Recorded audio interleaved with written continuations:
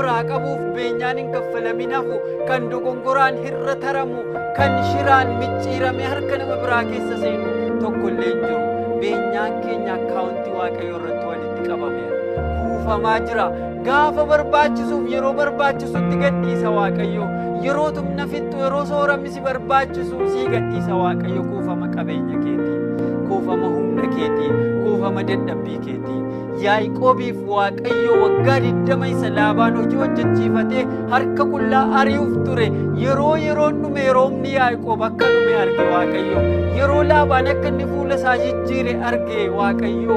Qabeenya kuufamaa isa harka Waaqayyo keessa jiru sana gadhiise. Kanaaf Waaqa wajjin jirra taanaan harka qullaan deemnu.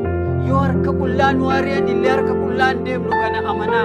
Yoo namni harka qullaa nu ari'an illee deemnu harka qullaa. Waaqayyo harka micciiree harkaa fuudha.